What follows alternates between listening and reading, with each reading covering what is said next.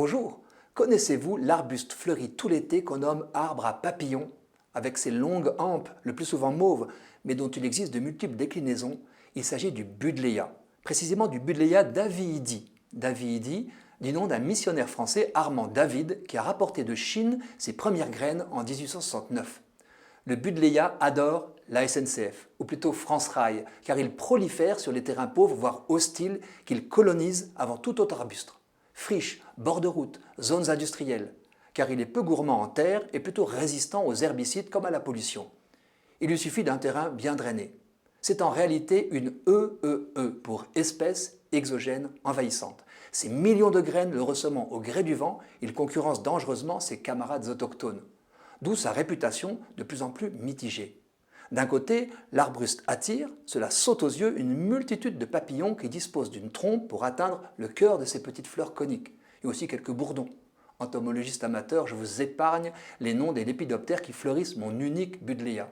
Ces papillons sont parfois la proie d'une petite araignée sauteuse qui les attend à l'affût caché dans leurs fleurs. Mais le buddleia est à la flore des jardins ce que l'éolienne est au dispositif producteur d'énergie, une source de controverse. Si vous vous promenez sur Internet, vous trouverez sur lui des titres chocs, comme par exemple « Faut-il avoir peur du buddleia ?» ou « L'arbre à papillons, un faux ami ?» et même « Le buddleia est-il dangereux pour les papillons ?» Les botanistes, hostiles à l'arbuste, s'opposeraient aux horticulteurs, qui les vendraient sans vergogne. Les naturalistes hésitent. Certains accusent l'arbuste d'attirer exagérément les insectes par une substance nocive pour eux, l'aucubine, proche de la caféine, jusqu'à soit les épuiser, soit les empoisonner. Cependant, aucune étude scientifique probante ne corroborerait cette suspicion. Pour le moment, dans nos contrées, 2 espèces de chenilles seulement ont été prises en flagrant délit de consommation de feuilles de buddleia, dont celle de l'énorme sphinx à tête de mort.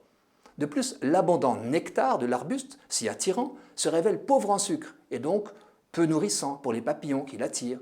Le buddleia surconsommerait leur énergie en leur fournissant peu en retour. Une chose est certaine, la dissémination massive du buddleia n'est pas bonne pour la biodiversité parce que n'étant pas de chez nous, il supplante des végétaux autochtones utiles au cycle de nos insectes. Le Muséum d'histoire naturelle a publié avec la Fédération nationale des travaux publics, car le buddleia prolifère dans les zones de travaux, un guide qui conseille de l'arracher massivement. Disons qu'il vaut mieux limiter cet arbuste à 1 par jardin, et surtout qu'il soit stérile. Les buddleias désormais en vente dans les jardineries françaises le sont. La vente et la plantation de l'espèce type, Buddleia davidii, sont d'ailleurs désormais strictement interdites. Heureusement donc, les jardineries vendent de beaux hybrides stériles issus de l'espèce type. Moralité, pour l'écologie, la remise en cause des idées reçues, science à l'appui, est une bonne nouvelle.